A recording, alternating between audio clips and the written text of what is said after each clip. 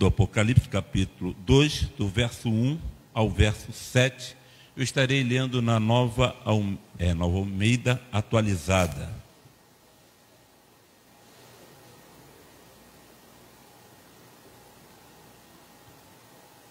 Todos acharam, amém?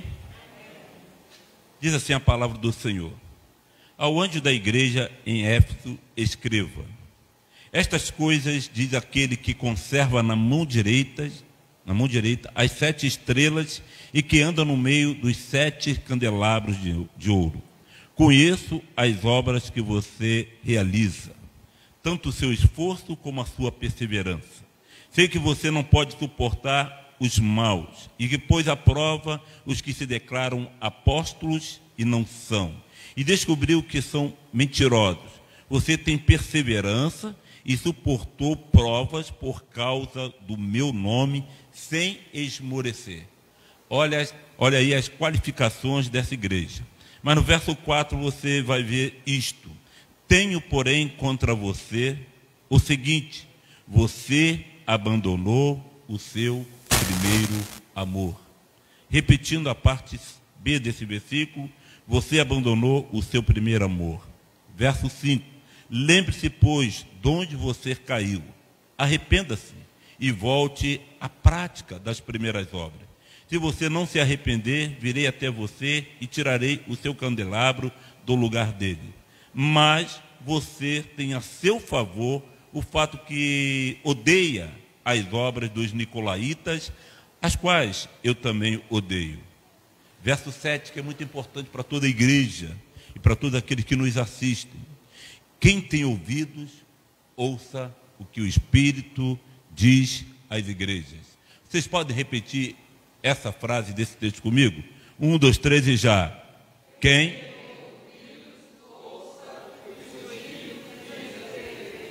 Ao vencedor darei o direito de se alimentar da árvore da vida que se encontra no paraíso de Deus. Amém, amado? Coloca sua Bíblia sobre a sua cadeira, ergue suas mãos para os céus, vamos estar orando ao Senhor.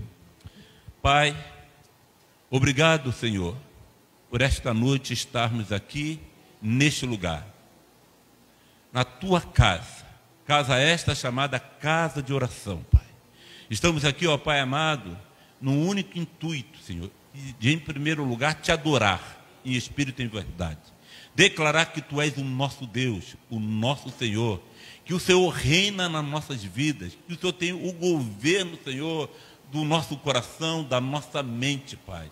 Assim como nós cantamos, ó Pai, algumas vezes, teu, tudo é teu, ó Pai. Que isso não seja apenas, Senhor, palavras saídas apenas da nossa boca, mas que seja uma realidade vivida, Pai amado, em nossas vidas, dia após dia, Pai. Nós queremos ser revitalizados por Ti, ó Pai, através do poder da Tua palavra, através do poder do Teu Espírito, através, ó Pai amado, daquilo na qual nós precisamos fazer, ó Pai, para que essa chama do amor, ó Pai, venha cada vez mais queimar os nossos corações, Pai. Me use como Teu canal, me use como Teu instrumento, ó Pai. Que assim como nós cantamos aqui nesta noite, ó Pai amado, que nós venhamos a diminuir na Tua presença e em todos os momentos da nossa vida, que o Senhor venha crescer em nós, ó Pai, para a glória do Teu nome, Pai. Faz com que cada um que aqui se encontra, com cada um que esteja em suas casas, seja por Ti abençoado através desta palavra, Pai. É que eu oro, que eu peço e faço isso em nome de Jesus e que todos digam amém.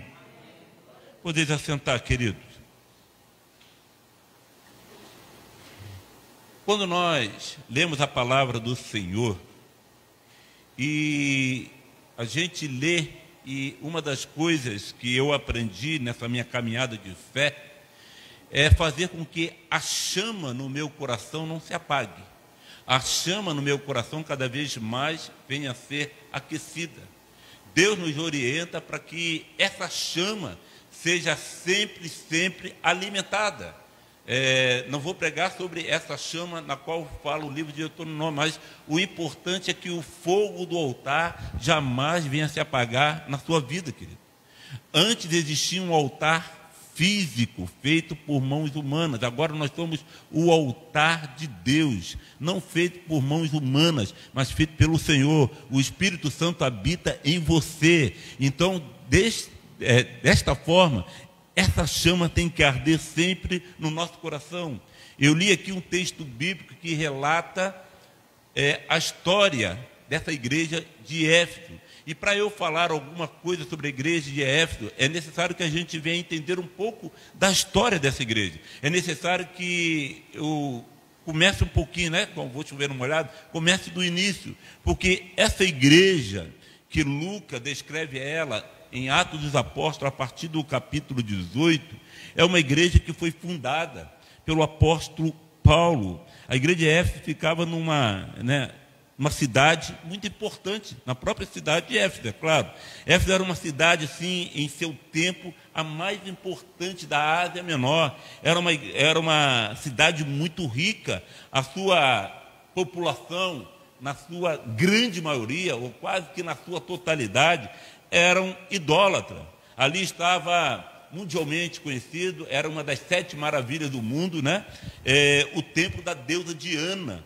Além disso, muitos judeus, né, foram repatriados para lá, foram morar na cidade de Éfeso. Então, ali tinha liberdade, né, para também ter a prática judaica, a religião judaica. Como surgiu essa igreja de Éfeso? 52 anos depois de Cristo, o apóstolo Paulo passa pela cidade durante a sua segunda viagem missionária. Ele leva consigo um casal chamado Áquila e Priscila. A Bíblia diz que em Éfeso, Paulo entrou na sinagoga e pregou para os judeus. Aí você vê o fato que ali existia a sinagoga judaica. Naquela ocasião, a comunidade judaica de Éfeso recebeu muito bem a mensagem de Cristo. Tanto é que esses próprios judeus pedem para que Paulo permaneça ali mais tempo. Quero ler com vocês Atos 18, no versículo 18 e 19, que diz assim, 19 e 20. Quando chegaram a Éfeso, Paulo deixou ali Priscila e Áquila. Ele, porém, entrando na sinagoga, pregava aos judeus. Pregava o evangelho genuíno, pregava o evangelho de Cristo. Pediram-lhe que ficasse mais algum tempo, mas Paulo não quis. Em outra versão, Paulo não pôde. Então vocês vejam que quando a palavra de Deus é ministrada, quando a palavra de Deus é pregada, existe um anseio no coração do ser humano de querer ouvir mais e mais. Paulo tinha um compromisso, então ele sai de Éfeso, volta para Jerusalém, depois ele faz uma outra viagem missionária, mas ele deixa na cidade, né, Áquila e Priscila, e aparece um jovem, um homem chamado Apolo, cheio de autoridade, cheio de conhecimento, mas que ainda não conhecia fundamental o caminho do Senhor, os princípios de Cristo. E é este casal, Áquila e Priscila, que vai ensinar, né, vai assim abrir melhor o caminho desse homem chamado Apolo, que pregava com tanta ênfase, com tanto entusiasmo. E no versículo 26 do próprio capítulo de Atos 18, vai dizer assim: Apolo começou a falar ousadamente na sinagoga. Quando Priscila e Áquila ouviram falar, levaram-no consigo e com mais exatidão lhe expuseram o caminho de Deus. Então, Áquila estava pregando muito o arrependimento de João. E falava de Cristo, é claro, mas pregava muito o arrependimento de João. E esse casal, doutrinado por Paulo, ensinado por Paulo, vai e abre os olhos espirituais, os olhos de Apolo. Ele se torna um dos maiores evangelistas, né, do Novo Testamento, podemos dizer, daquela época. Paulo retorna àquela cidade, querido. Na sua terceira viagem ali para aquela cidade, Paulo retorna. E Paulo começou a anunciar as verdades de Cristo, e muitos foram batizados com o Espírito Santo. Paulo pregou com ousadia durante 3 meses na sinagoga judaica. Foi nesse tempo, querido, que aí alguns judeus se levantaram contra Paulo, opositores, né, daquilo que Paulo pregava sobre o Messias, sobre o Redentor, sobre o Cristo ressurreto. e Paulo teve que se deslocar da sinagoga para pregar em outro local, mas a obra de Deus não parou. Você pode dizer amém, querido? A obra de Deus avançou. Paulo de maneira nenhuma se acovardou, Paulo de maneira nenhuma ficou tímido.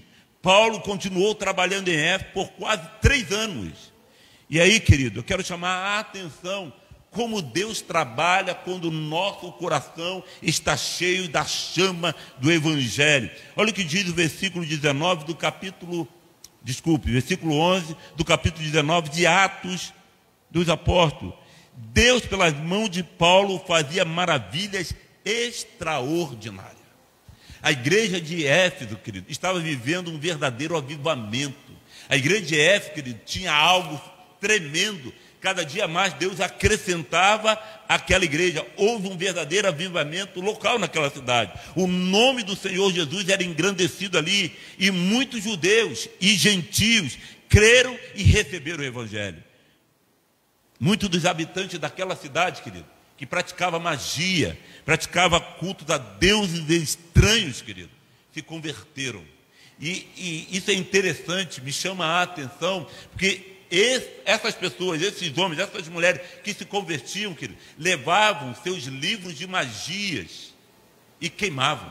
A palavra de Deus diz lá em Atos 19, né, no versículo 18, assim, querido: muitos dos que creram vieram confessando e denunciando publicamente as suas próprias obras. O que é isso, querido?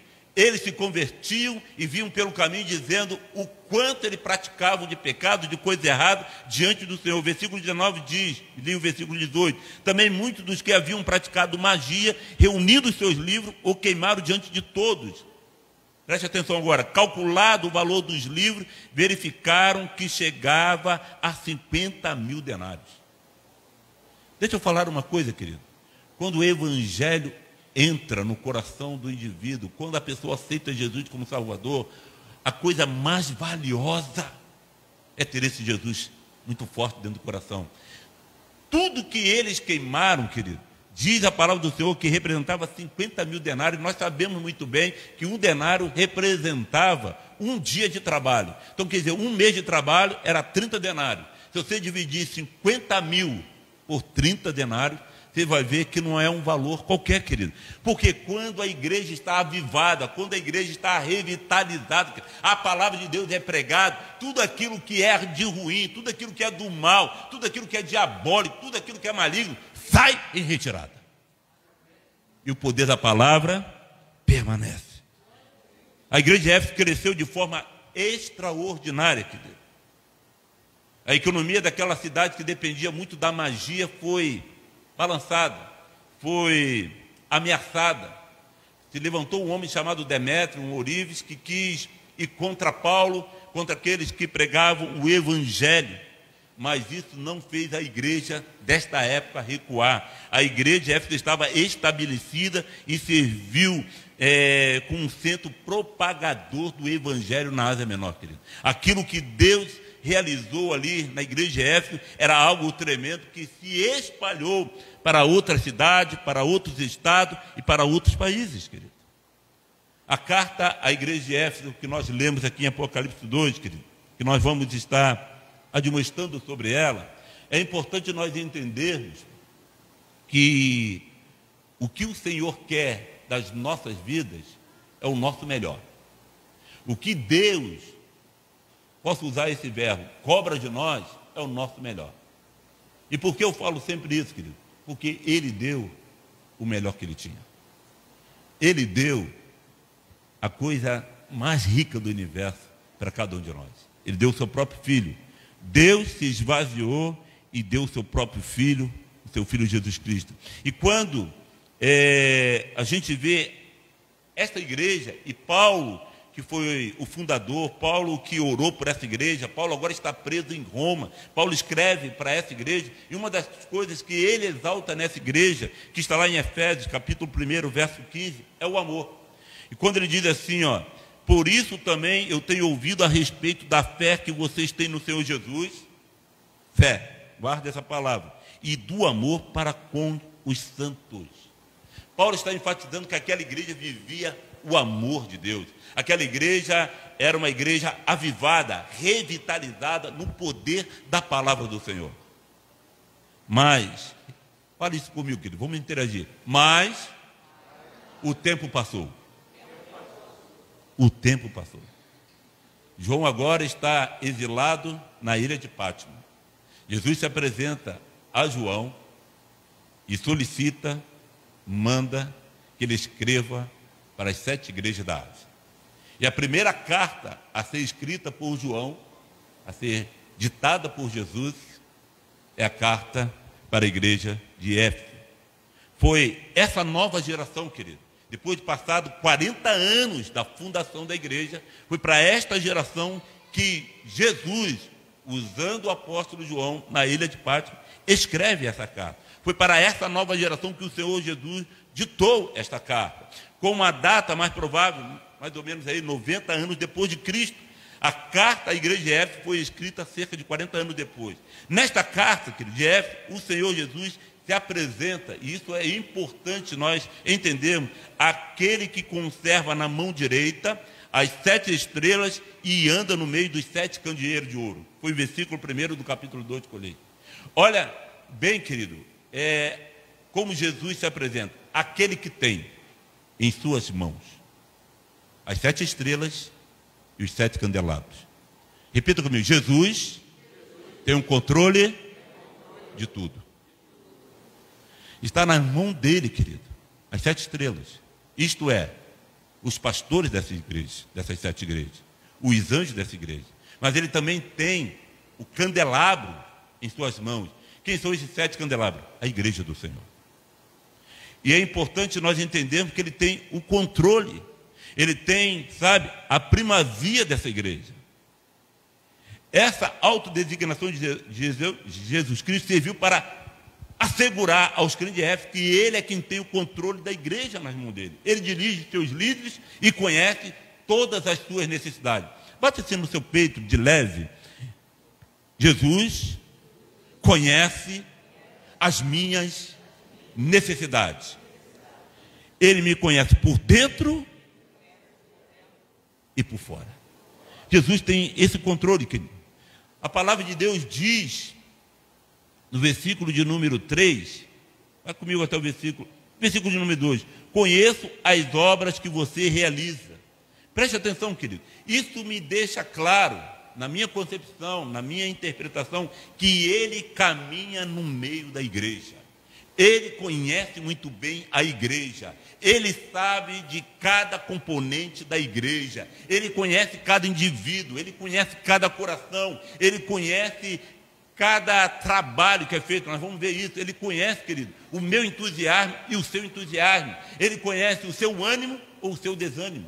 Ele sabe como você está neste momento aqui. Ele sabe como você está, querido, nesse momento em sua casa. Jesus tem esse controle, ele caminha no meio do seu povo, ele sabe muito bem quem nós somos, querido. Ele faz uma saudação, querido, dizendo que ele tem em suas mãos as 7 estrelas, os 7 candelabros. Ele tem o controle, querido.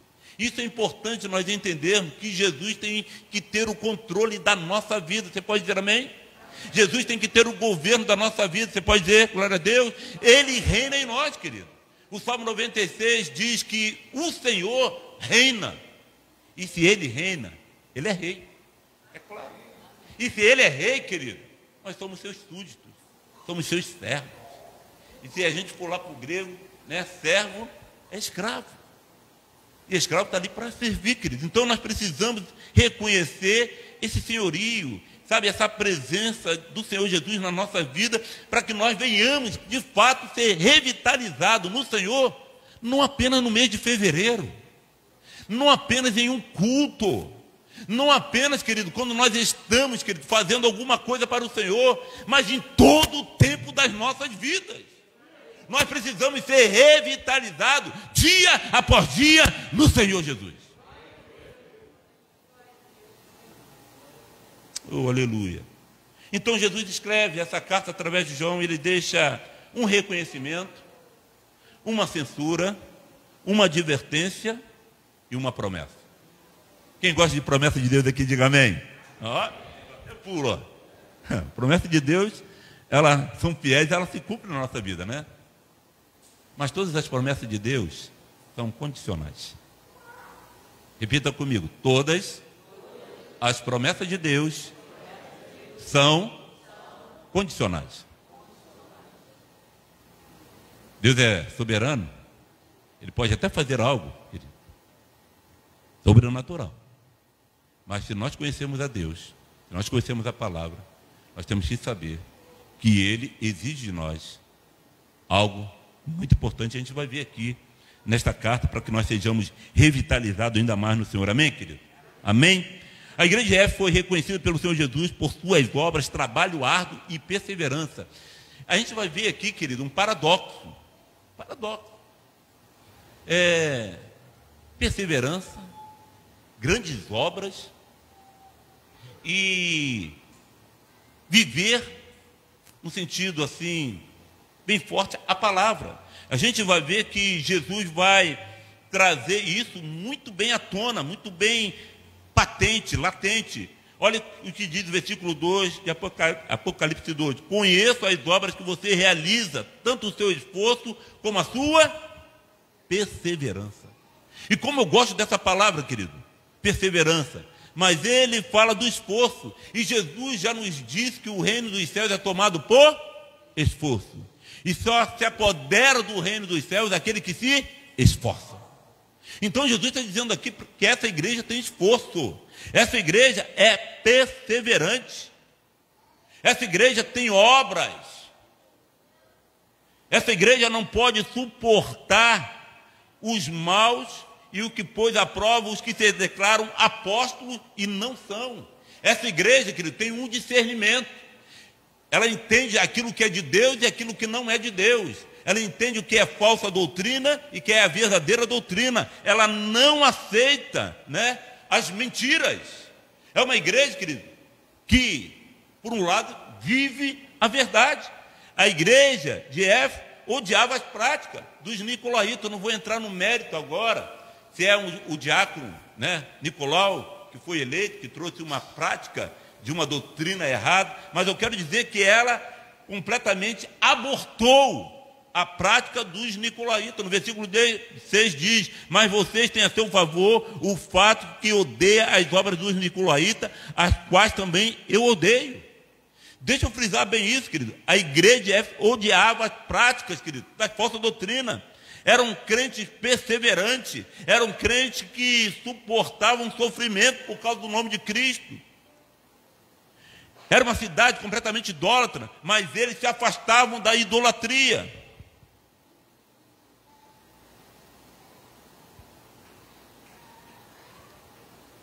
Essa cidade, querido, governada pelo governo de Roma, o imperador até queria que fizesse culto para ele, que ele fosse adorado. Mas tudo, querido, obviamente, culminava ainda um ambiente hostil para a igreja, mas a igreja cada vez mais avançava, a igreja cada vez mais caminhava, a igreja tinha um excelente trabalho, a igreja tinha perseverança, a igreja tinha esforço, a igreja tinha obra.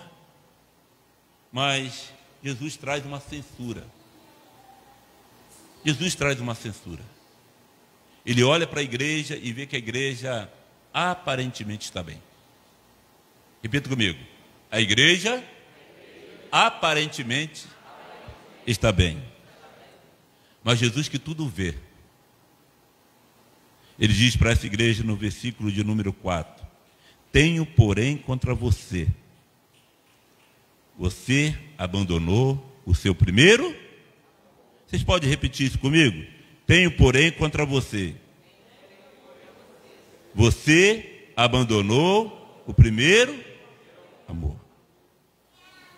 E aí, amados,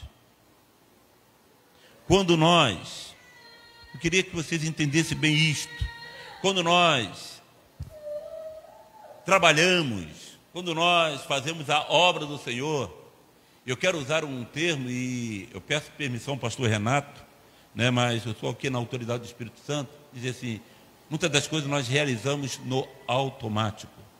Não sei se vocês entendem isso. Muitas das coisas, querido, nós fazemos para o Senhor no automático. Hoje é quinta-feira, 19h30 eu vou estar na igreja, no automático. Domingo pela manhã, tem escola bíblica dominical às 8 horas. Vou lá estudar, automático. Santa Ceia, vou lá tomar a Santa Ceia, automático. A gente não entende que antes disso tudo tem um princípio. Eu vou à igreja adorar ao meu Senhor Jesus Cristo. Eu vou à igreja porque eu sei que lá é um lugar especial e lá Deus vai me tocar. Eu vou à igreja porque o amor dele arde poderosamente no meu coração. Com o passar do tempo, querido, se nós não vigiarmos, nós estaremos fazendo as coisas para Deus no automático, mecanicamente. E Deus não quer isso na nossa vida. Deus quer revitalizar essa chama do amor em nosso coração, querido. Preste bem atenção, a igreja de Éfeso era uma igreja perseverante. Isso é tremendo, querido. Porque a palavra de Deus me diz assim, aqueles que perseverarem até o fim, esses receberão a coroa da vida. Olha como é importante você perseverar. Olha quanto é importante você fazer a obra, porque a obra vai me mostrar que eu sou um homem de fé. A obra vai me mostrar que eu sou um homem que confio no Senhor. A obra não tem o poder de me salvar, mas tem o poder de qualificar a minha fé. Essa igreja reprovava, falsas doutrinas, querido. Mas a devoção, aquele primeiro amor, já tinha desaparecido. A geração mudou, veio uma nova geração, e não deram continuidade àquilo que Paulo implantou naquela igreja. O amor fervoroso, em fazer a coisa com adoração, com graça, sabe, com perseverança sim, com destemor sim, mas cheio de amor pelo próximo, cheio de amor por Deus. Eu faço porque Ele me amou primeiro, eu faço porque Deus me salvou, eu faço porque meu nome está escrito no livro da vida, eu faço porque eu sei que o Senhor doou tudo aquilo que Ele tinha por mim. Então, esse primeiro amor, querido, estava faltando na igreja de Éfeso. Deixa eu voltar aqui. Pastor Renato, estou me acostumando com essa ferramenta nova.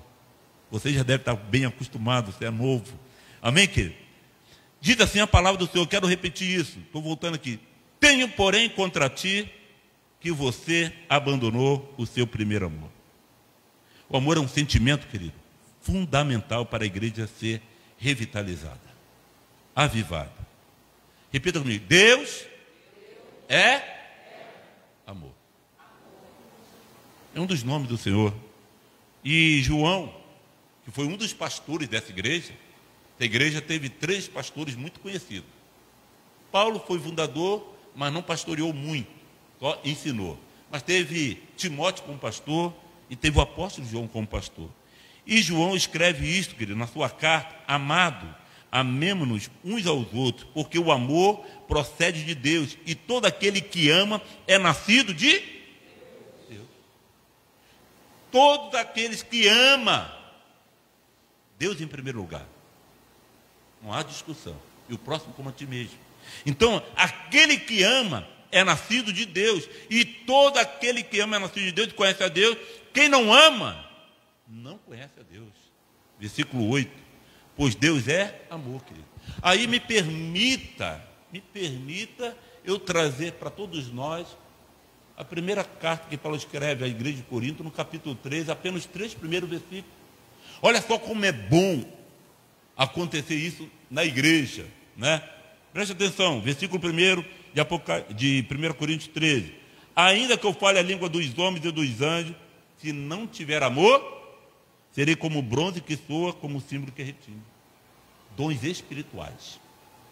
Ainda que eu fale a língua dos homens e dos anjos e não tiver amor, serei como o bronze que soa ou como o símbolo que retine. Não tem valor para Deus. Ainda que eu tenha o dom de profetizar e conheça todos os mistérios, toda a ciência. Olha só, homem, preste atenção, esse homem que profetiza, esse homem que conhece mistério, esse homem que é sábio, que conhece toda a ciência, ainda que eu tenha tamanha fé, e aqui eu quero chegar, querido, que essa carta vai qualificar 3 coisas importantíssimas da igreja: a fé, a esperança e o amor. E no final dessa carta, né, no final desse capítulo, dessa carta de Coríntios, ele vai dizer que a maior delas é o amor. Então Paulo vai dizer assim, ó: ainda que eu tenha tamanha fé, a ponto de transportar montes, se não tiver amor, nada será. Olha quanto é importante você revitalizar o amor de Deus em sua vida, em seu coração, em sua família, querido. Você pode fazer muitas obras, você pode ser perseverante, mas se esse amor não estiver ardendo no seu coração, querido, me permito dizer, você não será revitalizado no Senhor. Você precisa ter este amor muito forte em seu coração. E ainda que eu distribua todos os meus bens. Quem faz obra social aqui? Na igreja nós temos um trabalho agora forte lá com obra social, pela misericórdia de Deus. Mas, querido, não adianta nada eu pegar a minha carteira, abrir e distribuir tudo aquilo que eu tenho para os pobres, se não for por amor. Diz ainda mais o texto: ainda que eu distribua todos os meus bens entre os pobres, e ainda que entregue o meu próprio corpo para ser queimado, se não tiver amor, isso nada me adiantará. Então a revitalização de uma igreja, o avivamento de uma igreja, começa no poder da palavra. E quando nós entendemos o poder da palavra, esse amor nos enche de uma tal maneira que nós somos revitalizados em Deus. Quem crê nisso pode dizer amém, amados? A primeira geração da igreja de Éfeso tinha passado, e com ela também parece que o entusiasmo, a devoção, a adoração a Deus tinha ficado para trás. Eles estavam, como já falei, vivendo no automático. Faltava essa nova geração, a intensidade do amor pelo Evangelho, que seus pais tiveram quando ouviram as boas novas de Cristo pela primeira vez. Parece que os crentes agora, os crentes efésios, daquele tempo, estavam mais apegados ao dever do que à adoração. Nós temos deveres e direitos, amém, amado? E às vezes você tem o dever de estar espalhando as boas novas, de trabalhar na igreja. Você tem esse dever, porque a Bíblia vai nos dizer que nós temos direito de dever. E uma das coisas que nós temos que entender é que nós somos embaixadores do reino.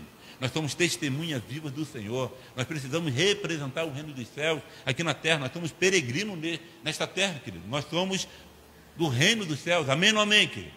E nós precisamos, querido, né, ter este amor muito forte em nós, querido. Mas os crentes de Efésios desta época esqueceram o primeiro amor. Eles permaneciam fiéis a algumas coisas, mas faltava a ele o amor, o entusiasmo, a adoração, sabe, aquela chama, né, que arde em nossos corações. Eles eram guardiões da fé, que é importante. A fé vem pelo ouvir, e ouvir a palavra de Deus, mas faltava-lhe o amor. Nesse ponto, a igreja de Éfeso parecia aquele tipo, e permitam fazer essa comparação, de casal. Eu fiz agora, no mês de dezembro, junto com a minha esposa, 42 anos de casados, para a glória de Deus. 42 anos de vida em comum. E tem determinados casais que, através do tempo, vão fazendo anos de casados, são fiéis um ao outro, mas a chama daquele amor vai se apagando. Já não se declara mais um para o outro que se amam. Já não declara um para o outro o quanto é importante tê-los. Vai levando a vida. Estão ali um do lado do outro. Querido, nós não podemos nos comportar como igreja assim. Esse amor, sabe, tem que nos envolver cada vez mais. E Jesus deixa um alerta, deixa essa advertência. Olha o que diz o versículo de número 5. É importante a gente entender isso, querido. Olha só o que Jesus vai falar para essa igreja. Lembre-se, pois, de onde você caiu. Pô, mas essa igreja não é perseverante? Essa igreja não tinha obras? Essa igreja não rejeitava as obras dos nicolaítas, as obras dos falsos profetas? Olha o que Jesus está falando para essa igreja. Lembra-se de onde você caiu.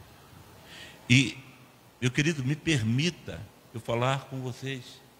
Quantas vezes a nossa vida está realizando coisas, mas ela está fora do altar. A gente vai ver isso, né? Lembre-se, pois, de onde caiu, arrepende-se e volte à prática das primeiras. Lá no início, quando vocês começaram, lá no início, quando a palavra foi ministrada, lá no início, quando o fogo queimava seu coração, ardia em seu coração, lá no início, quando vocês faziam tudo por amor a mim, volte às práticas da primeira obra. Aí Jesus diz, mas se você não se arrepender, virei até você e tirarei o seu candelabro do lugar dele. Aí eu quero fazer aqui, querido, nas entrelinhas, um paralelo, porque esta carta está sendo escrita para o anjo da igreja, para o pastor da igreja. Mas preste bem atenção, querido. Quando Jesus está escrevendo, ele fala que ele tem em suas mãos também os 7 candelabros. Ele tem a igreja em suas mãos. E é importante nós frisarmos, querido, que nós somos o altar do Senhor. Nós somos aquele que prestaremos conta. Nós somos, muitas das vezes, líderes de ministério. Não é só o pastor que tem que estar aceso na chama do primeiro amor. A igreja tem que vir junto, a igreja tem que fazer as boas obras, mas a igreja tem que viver esse primeiro amor. Nesse caso aqui, Jesus está falando assim, olha, volte ao primeiro amor, se arrependa, vê aonde você caiu, senão eu vou tirar o candelabro. Querido, nós, como igreja do Senhor, nós temos que viver este amor latente em nossos corações. Jesus está olhando para a igreja no todo, mas está escrevendo a quem é responsável, mas está olhando a igreja no todo. Aonde está o primeiro amor? Aonde vocês estão praticando esse primeiro amor? Aonde vocês caíram? Arrependa-se e volte, porque eu quero revitalizar cada vez mais a igreja do Senhor. Eu quero revitalizar a igreja de Nova Vida em São Gonçalo. Eu quero fazer obras tremendas aqui nesse lugar. Mas tem que voltar ao primeiro amor. Perceba que Jesus não apenas criticou a igreja de Éfeso, mas advertiu acerca de como ele poderia corrigir algo que estava errado. É uma advertência. E quando nós queremos viver um verdadeiro avivamento, uma verdadeira revitalização, nós precisamos sondar o nosso coração. Deus já sonda o nosso coração. Mas a gente tem que fazer uma autoavaliação de como está a nossa vida. Qual é a minha paixão? Qual é o meu amor pelo Evangelho? Como está o meu amor pelo Evangelho? Como está o meu amor pela igreja do Senhor? Como está o meu amor pelo meu irmão? Como está o meu amor por aquele que me salvou?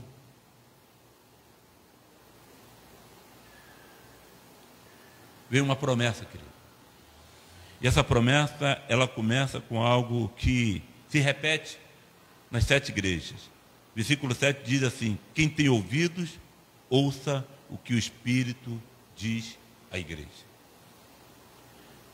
O quanto é importante saber ouvir. Repita comigo, é importante saber ouvir. Mas o quanto é importante saber ouvir e praticar o que ouviu. Não basta apenas ouvir. O Sermão do Monte se encerra com os 2 fundamentos. Aquele que praticou, ouviu e praticou, construiu a sua casa sobre a rocha. Aquele que ouviu e não praticou, construiu a sua casa sobre a areia. A palavra de Deus diz, ao vencedor darei o direito de se alimentar da árvore da vida que se encontra no paraíso de Deus. Jesus traz uma advertência, traz também uma promessa, quem tem ouvidos, ouça o que o Espírito diz à igreja. Aí ele diz, ao vencedor darei o direito de se alimentar da árvore da vida que se encontra no paraíso de Deus. Sabe o que Jesus está dizendo aqui, querido? Naquele tempo, naquela cidade, existia muitas festas pagãs.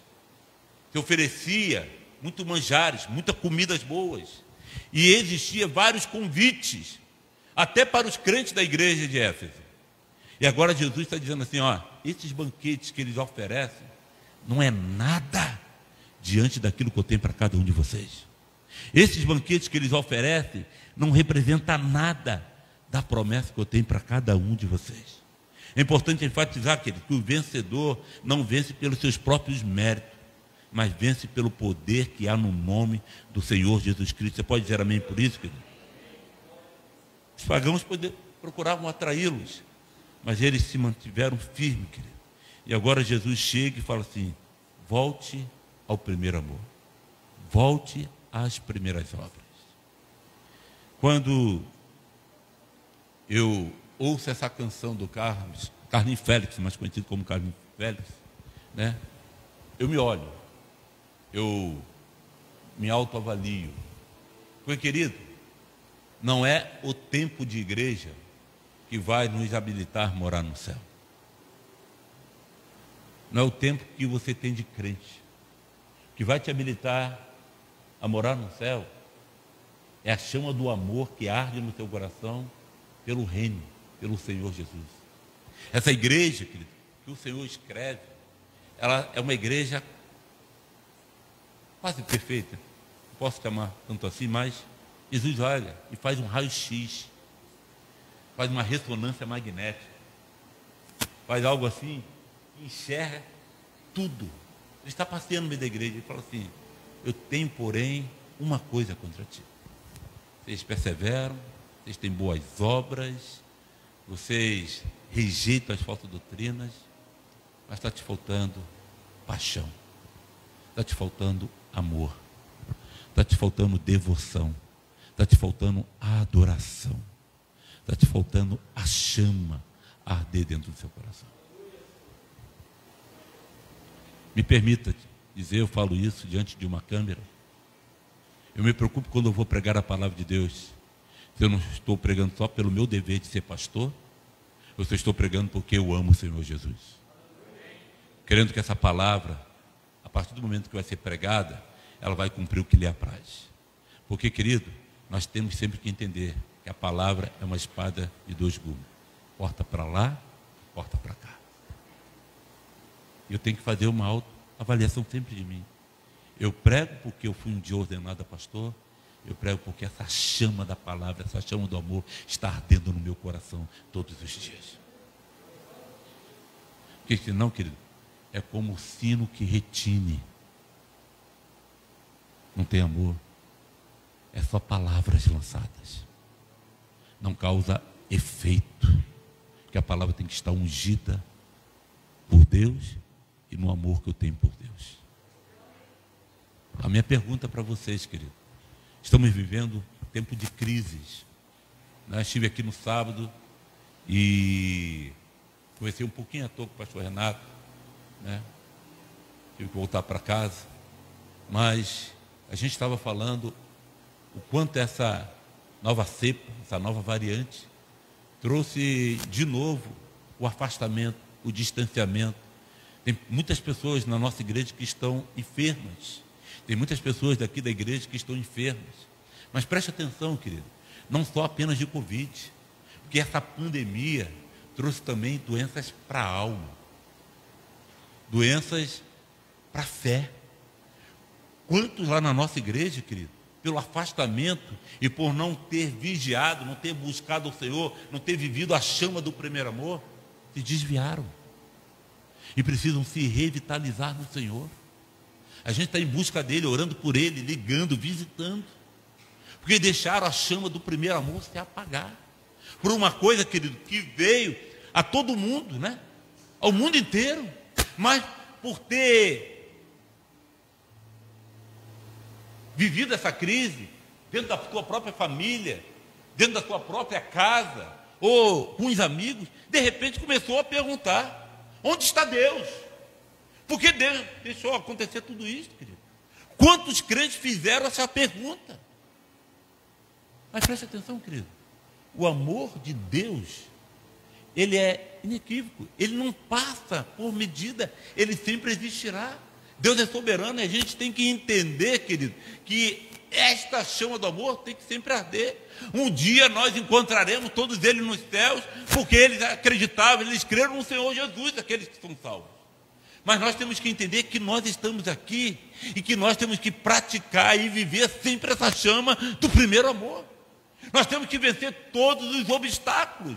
Nós temos que nos esforçar a viver esse amor lá, sabe, latinamente dentro do nosso coração, bem forte dentro do nosso coração. Porque, querido, nós queremos viver uma vida revitalizada em Deus. Você pode dizer amém, querido? E esse avivamento genuíno, essa revitalização genuína, só acontece quando a chama do amor de Deus arde em nosso coração. Deus é amor. Eu só entendo que Deus é amor se eu praticar isto, praticar a palavra do Senhor. Essa igreja estava fazendo tantas obras.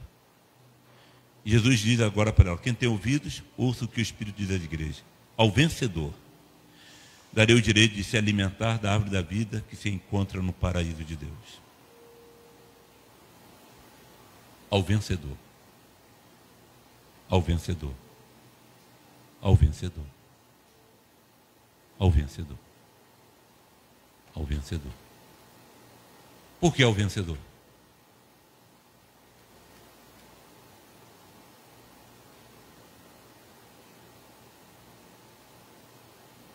Se tem vencedor, tem alguém que pode ficar pelo caminho. Você entende isso? Ao vencedor. Amados,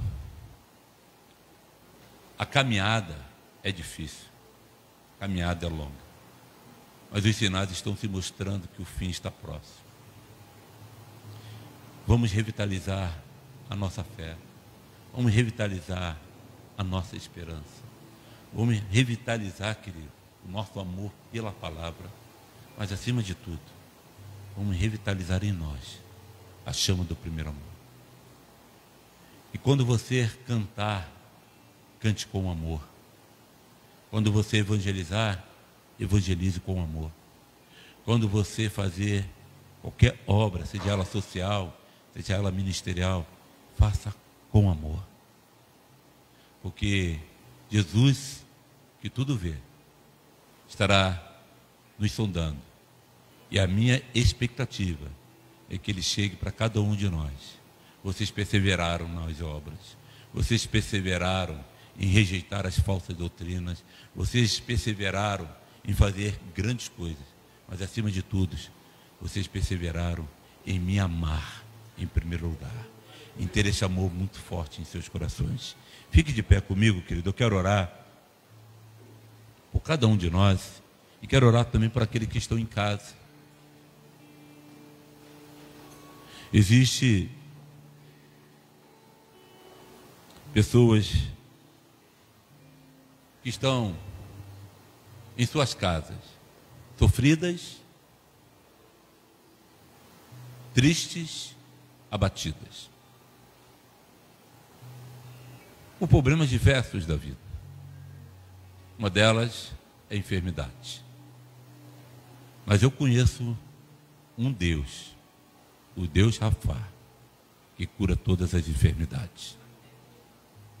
Eu conheço um Deus que Ele diz que 7 vezes poderá cair o justo, mas eu o levantarei. Eu conheço um Deus que diz que os meus ouvidos estão abertos ao clamor que se faz neste lugar, e as minhas mãos estendidas para abençoar. Eu conheço um Deus, querido, e vocês conhecem também, que assim como o apóstolo João falou que Ele é amor, que faz com que você tenha a segunda chance de se voltar completamente para Ele. Lembra-te de onde caíste e volte às primeiras obras. Mas antes Ele diz: quem tem ouvidos, ouça o que o Espírito diz à igreja. Vai poder cantar? Vai? Quem vai cantar? Eu não canto, não. Quero voltar ao início de tudo. Quem sabe essa canção? Desafiei vocês, né? É do meu tempo, do tempo da minha esposa. É dos anos 80 para 90. Eu queria pedir a permissão do pastor Renato, que vocês nesta hora, enquanto nós cantamos essa canção, reflita. Como está a sua vida diante do altar do Senhor? Quando nós falamos de avivamento, de revitalização, querido, não é aquela palavra que vai te jogar lá para o alto. Se você pensar bem, revitalização é alguma coisa que não está tendo vigor, não está tendo assim muito ânimo. Eu preciso me revitalizar. E para eu me revitalizar, eu preciso tomar remédio. Entende isso? E tomar remédio não é muito bom. A gente só toma remédio por necessidade. Só toma remédio por necessidade. Então, eu quero crer que nessas 4 quintas-feiras, vocês estarão aqui, essa é a primeira, vocês ouvirão da boca dos servos do Senhor palavras que vão te animar sim, mas que vão te advertir, vão te confrontar. Para a gente viver uma revitalização, nós precisamos ser confrontados de como está o nosso estágio de vida, como está a nossa alma, como está a nossa devoção, a nossa adoração, como está a igreja em si. Nós estamos lá no Pouso da Pedra falando sobre avivamento. E avivamento é ter mais vida. Como ter mais vida? Então, a palavra de Deus vai nos confrontar. E ela nos confronta sempre. Mas qual é o pai que, amando o seu filho, não repreenda? Deus nos repreende por amor, para que a gente chegue a um nível maior de intimidade com Ele. Quem é revitalizado, querido, tem um nível maior de intimidade com o Senhor. Tem aquela vida, sabe, de oração, aquela vida de leitura da palavra, aquela vontade de estar mais e mais na presença do Senhor, porque está amando o Senhor. Quando você não ama alguém, você não quer estar perto dessa pessoa. É a mesma coisa, querido. Se você ama o Senhor, você vai querer ter relacionamento com Ele toda hora, todo dia, todo momento. Amém?